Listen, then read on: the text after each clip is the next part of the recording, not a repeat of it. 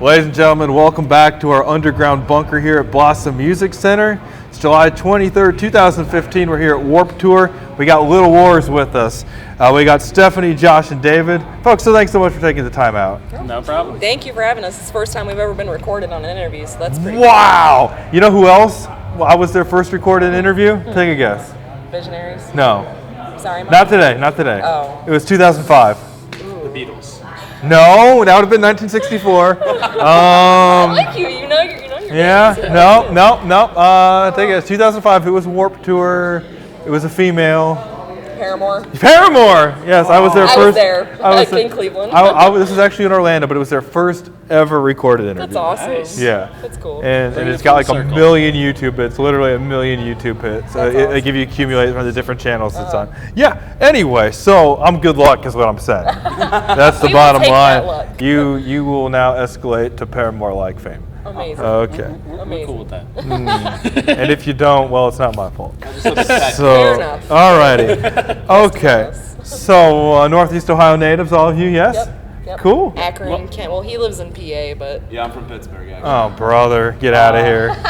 If you could talk to that, something like. Oh, right. I'm actually from Pittsburgh. I know it's supposed to be like Pittsburgh, Ohio. I actually am more concerned with Baltimore, which I think should be a mutual enemy for True. our two cities. True. You know. Yeah, we all is this agree like on a that. sports thing? Yeah, or- yeah. Yes, yeah. Okay. Stephanie, are you It's out a of this being a good conversation person. at this point? Yeah. Okay. Yeah. Alrighty. Okay. So, tell us about how you got on this Warped Tour date. We won one of the spots on the Ernie Ball Battle of the Bands. Little contest every year. I think to he play meant working up publicity. to it, like Oh, how we got to win it. Maybe. Is that what you meant? Yes. Okay.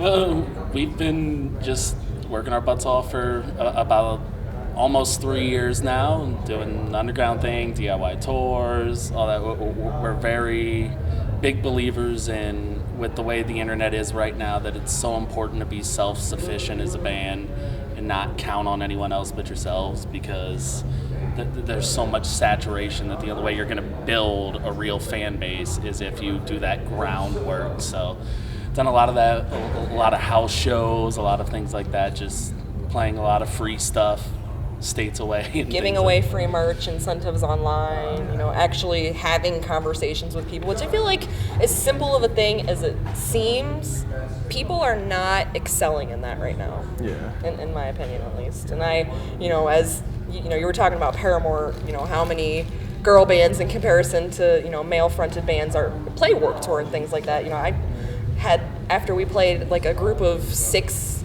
probably 14 to 16-year-old girls come up to me and ask for signatures, say, so awesome, you never see girls like in a band like that. And, it's like motivation and inspiration. Like that's what it's all about. If you're not inspiring people and they don't want to help you, you're kind of screwed before you start. How tough is it to be successful in the Northeast Ohio music scene? it's That's like a really loaded question right there. trying to answer this without sounding like offending anybody. Our scene is extremely competitive, sometimes in good ways, sometimes in extremely bad ways, especially female bands. It's very cliquey. Yeah. It's I'm saying this, I'm trying to be as unbiased as possible, but being a not so skinny girl who is not flashing skin on stage seems to not be as popular, regardless of whether you can sing or not. Your talent kind of goes out the window when people start objectifying you, and I definitely, we have gotten flack for years, always, since day one of, I'm not getting out there, and I don't know what they want from me, but I'm not ever going to do it. It's been hard, but obviously we got here. It took some time, a lot of hard work, but in a lot of aspects, regardless of your personal scene, there's work you can do that no matter where you are, it's going to help you succeed. Cool. And I think in the long run, now that we've got to experience this, as frustrating as some of those things were when we started, they've now prepared us a lot more for the music industry and the way things go. And the one thing we started to notice is the more you start getting ready to get to that regional level, the more people who were never there all of a sudden kind of come out of the woodwork and are like, hey, you should work with us now that you. And I don't think if we wouldn't have had to struggle so hard to get there, that we would have been a lot quicker to talk to those people who really never had our best interest in mind. But this way we've been able to kind of stay our course and sustain ourselves and not jump into something we can regret. Because you hear stories all the time of bands who jump into contracts. Management, anything. Yeah, and they end up regretting it. It hurts their career. It Right.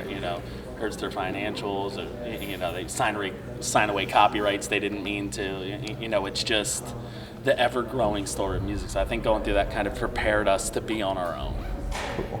All right, tell me about your album that you're going to be recording coming up here, A Shallow Step. Tell me about your plans for that and how the progress is coming.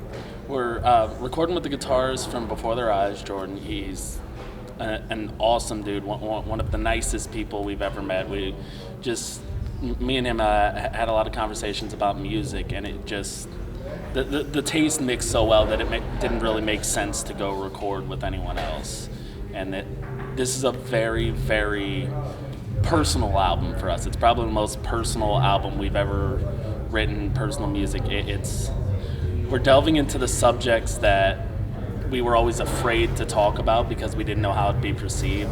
There's no breakup songs. There's no fake angst. There's no love songs. We're talking about the things that people deal with every day: anxiety, not being comfortable in their skin. Things that hit us personally that affected our lives that I don't think enough bands talk about honestly. And that's something big with when Senses Fail came out with their new album.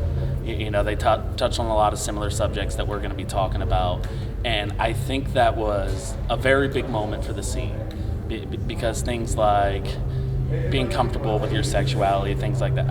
I feel like even as inclusive as this music scene is as opposed to others, I don't think a lot of people like to talk about that as far as lyrics go. It's like, oh, cool, yeah, we support this, but nobody really ever talks about it. And I feel like they're the first ones that stepped out there and did it. And when we saw how that was received, we felt a little bit more reassured that we could actually talk about those things and not kind of be thrown to the wolves about it. Cool. Nice. And what's coming up for you besides the album? You guys got a lot of local shows coming up, and where can people go to find out more information about your upcoming gigs? For information about anything with us, gigs, Facebook, Twitter, Reverb. Yeah, our Facebook, Little Wars Band, Twitter, Little Wars Band. The only thing in Ohio that we have coming up right now is we're playing the Cleveland date of the All-Stars Tour. Oh, nice. Yeah, the August 11th at the Agora.